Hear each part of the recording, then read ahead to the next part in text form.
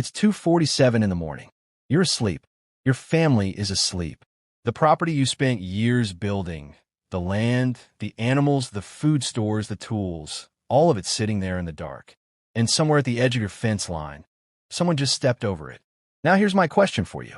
How do you know? Not how would you handle it. Now what would you do? How do you know? If your answer involves Wi-Fi, cameras on an app, a smart alarm system you control from your phone, then I need you to watch this entire video. Because right now, in this moment, you are more vulnerable than you think.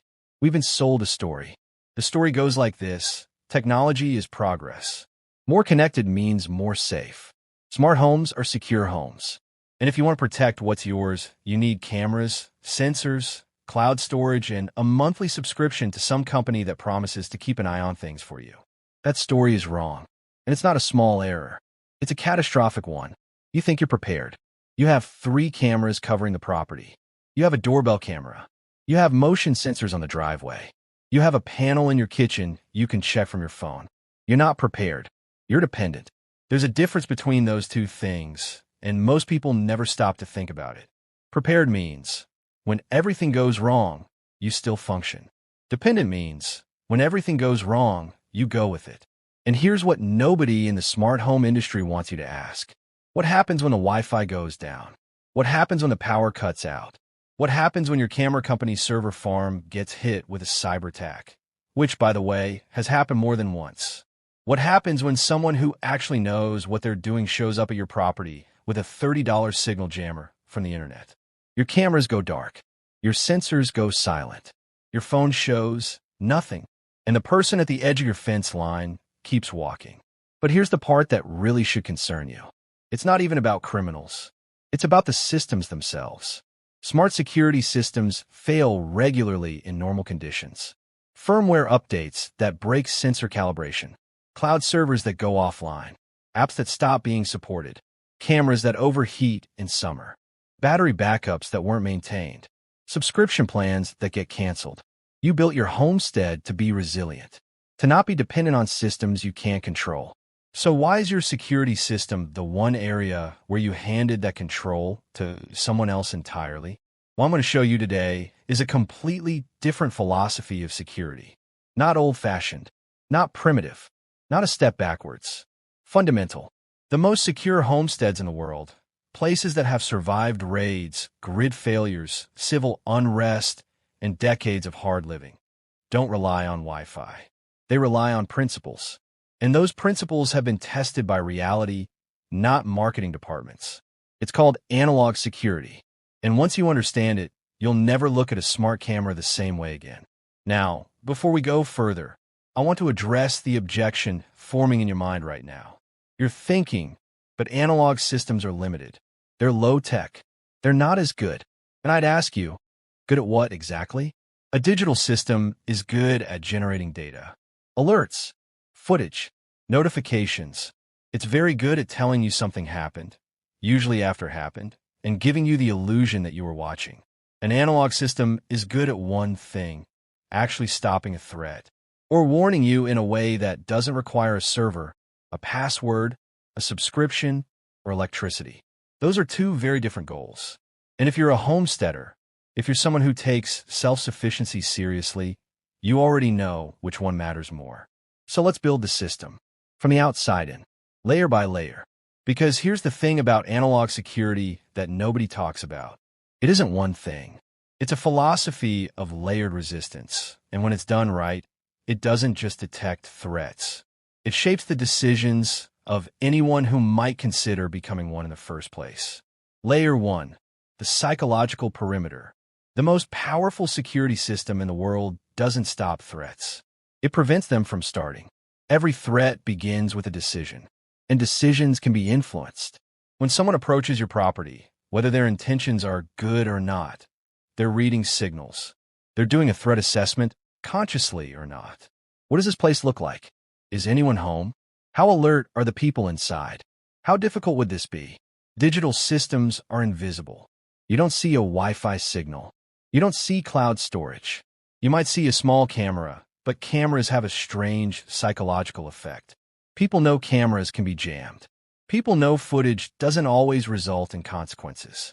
Cameras, on their own, are not deterrents. They're documentation tools. But a dog patrolling the perimeter? That's a deterrent. A well-maintained fence with no obvious entry points? That's a deterrent. Lights on inside at irregular hours? That's a deterrent. Signs of active habitation, boots by the door, tools out, vehicles moved. Those are deterrents. The psychological perimeter is the art of broadcasting. This place is occupied, alert, and not worth the effort. It costs nothing. It requires no electricity. And it's been working for 10,000 years. Layer 2, the natural boundary. Before wire, before alarm systems, before any technology, humans used the land itself as a security system. Natural boundaries are analog security at its most elegant. And most homesteaders already have the raw materials to build them. Thorny hedgerows planted along fence lines, hawthorn, blackthorn, rugosa rose, create a barrier that is harder to cross than chain link, cheaper to maintain than wire, and impossible to jam or disable. It's also habitat. It's food. It's windbreak. A hedge doesn't just do one job. Rocky ground, dense planting, uneven terrain along approach routes. These slow movement. They force anyone approaching your property to commit time, which increases exposure. Water features, even small ponds or streams. Channel movement to specific crossing points that you choose and can monitor. This is called terrain channeling. Military planners have used it for centuries. The principle is simple. You don't try to watch every inch of your property. You shape the land so that anyone moving across it is guided, without knowing it, toward points where you're already looking. And here's the thing about natural boundaries that no camera manufacturer will ever tell you. They get stronger over time. A hedge grows. A fence rusts. One of those is working for you. The other one is working against you. Layer 3, acoustic early warning. This is the layer that most people skip, and it's the one that can save your life. Acoustic early warning is exactly what it sounds like, systems that produce sound when disturbed, without any electricity required. The oldest version is geese. The Roman garrison on the Capitoline Hill was saved from a night raid, not by soldiers, but by geese, whose territorial alarm calls woke the defenders in time. That was 390 BC. The principle hasn't changed. A small flock of geese or guinea fowl on a homestead creates a perimeter alarm that doesn't need batteries, doesn't need Wi-Fi, and absolutely cannot be jammed. It responds to movement, smell, and sound, processing inputs that no electronic sensor can replicate. But we go further than livestock. Simple tripwire systems, fishing lines strung between stakes at ankle height, connected to a cluster of tin cans or bells, cost pennies to construct and provide instant notification of movement across any specific line on your property. Gravel paths and gravel beds under windows are acoustic traps. Movement across gravel is loud. It can't be silenced. It can't be defeated. And it's completely invisible to anyone who doesn't know it's there. Wind chimes positioned at gates and entry points sound different from ambient movement. A trained ear, and a homesteader develops one quickly, can distinguish the specific sound of a gate being pushed open from wind noise. None of this requires maintenance. None of it can be remotely disabled. And all of it works at 2:47 in the morning when the power is out. It gets more interesting. Layer 4, the dog layer. I want to spend time on this one because it's the most misunderstood layer in the entire system. People think of guard dogs as a brute force tool. Big dog, scary dog, bites intruder. End of story. That's not how this works. Dogs, specifically working breeds developed over centuries for property protection, are sensory systems that no technology can replicate. A dog's hearing can detect frequencies twice the range of human hearing.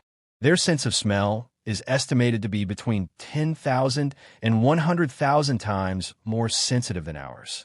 And critically, they integrate those inputs in real time, in the dark, in any weather condition, without false positives from moths or wind-blown leaves. When a well-trained livestock guardian dog alerts, it's not a false alarm. It doesn't trigger because a cloud moved across a motion sensor. It triggers because something is there. Breeds like the Anatolian Shepherd, the Great Pyrenees, the Kangal. These animals have been selectively bred for thousands of years for one purpose: to stand between a threat and what they consider theirs. And here's the psychological element again. The presence of a large, alert dog changes the cost-benefit calculation for anyone considering your property as a target. Not the sight of a beware of dog sign. The actual sight of the dog. Moving, watching, aware. A camera tells a would-be threat. You might be recorded. A dog tells a would-be threat. You will be engaged. That's a fundamentally different message. The dog layer doesn't replace the other layers. It amplifies them.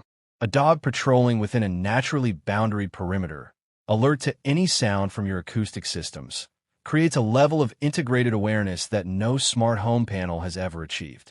Layer 5, the human network. This is the layer that no one builds anymore. And it might be the most powerful one of all. Historically, the most secure communities in the world weren't secured by walls or weapons alone. They were secured by relationships, by the fact that every person on the perimeter was known. Every stranger was noticed. Every unusual vehicle was remarked upon. The human network is your community. The neighbors who know your vehicles.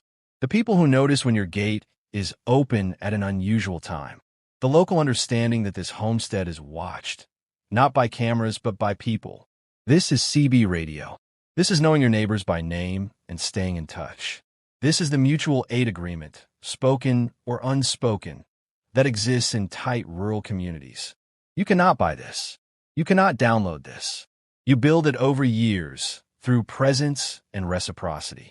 And in a genuine emergency, a grid-down situation, a civil disturbance, anything where normal infrastructure has failed, the human network is the only security layer that gets stronger under pressure.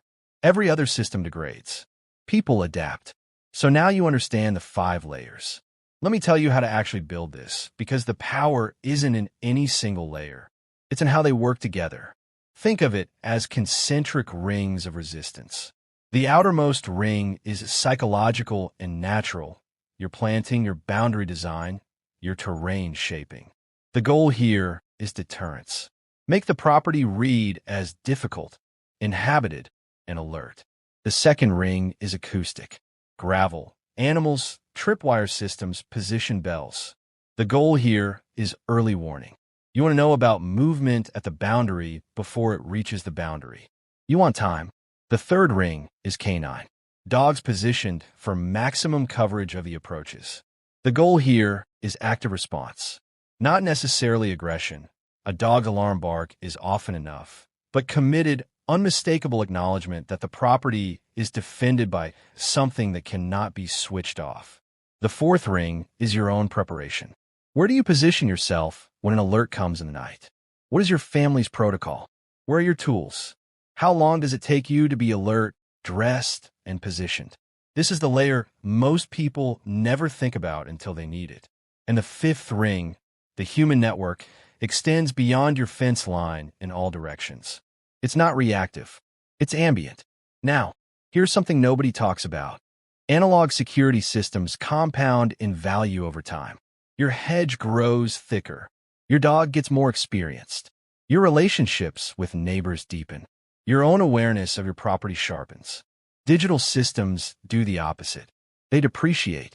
Cameras become obsolete. Software stops being supported. Batteries degrade. Subscription prices rise. One of these systems gets better while you sleep. The other one gets worse. Everything I've shared with you assumes a specific scenario. Someone approaching your property with bad intentions in normal times. But there's a harder question underneath this. And most people aren't ready to think about it. What happens when normal times end? I'm not talking about apocalypse scenarios. I'm talking about the things that have actually happened repeatedly throughout history. Extended grid failures. Supply disruptions that last weeks, not days. Civil unrest that makes calling for outside help unrealistic. Infrastructure failures that leave rural areas genuinely isolated. In those moments, your smart security system is the first thing to fail. Your cameras need power. Your alarm panel needs internet. Your monitoring service needs to be operational. Your emergency call needs a functioning network. Strip all of that away, and what's left? If you built an analog system, the answer is everything. Your hedges are still there. Your gravel is still there. Your dog is still there. Your neighbors are still there. The fishing line and the tin cans and the bells are still there. In fact, in a scenario where infrastructure has failed, an analog security system doesn't just hold its value. It becomes more valuable because everyone around you just lost their security layer entirely. And you didn't. That asymmetry matters. But here's the thread we haven't pulled yet. We've talked about detection. We've talked about deterrence. We've talked about early warning. We haven't talked about what you actually do once the warning comes. And that response protocol is a topic deep enough that it deserves its own video. Because most homesteaders have the outer layers figured out, and almost none of them have a functioning response plan. If you want that video, let me know in the comments. Because what I'll show you next is how to design your response so that by the time a threat reaches your inner perimeter, the situation is already resolved. Let me bring this home. You started this video trusting a system that requires electricity, internet, and a corporation in another city to function. You're ending it with something different. You understand now that real security isn't about how much data you can generate. It's about how much resilience you can build. And resilience, true resilience, lives in things that can't be jammed, can't be hacked, can't be switched off, and don't need a subscription. The hedge that took 5 years to grow. The dog that knows your land better than you do. The gravel that makes silence impossible. The neighbors who know your truck. The bells on your gate. These aren't primitive tools. They're tested ones. They've been securing homesteads, farms, and communities for thousands of years. And they'll keep doing it long after the company that makes your smart camera has pivoted to something else and stopped supporting your firmware. You built a homestead because you understood something about the world. You understood that the systems other people depend on aren't reliable. That self-sufficiency isn't a hobby. It's a philosophy. That what you can do yourself, with your own hands and your own land, is worth more than what you pay someone else to do for you. Apply that same thinking to your security, and you'll sleep differently. Not because your phone shows a green light on the security panel, because you know, at 2:47 in the morning, that if something moves at the edge of your property, you'll know about it. Your dog will know about it. The gravel will know about it. And you'll be ready.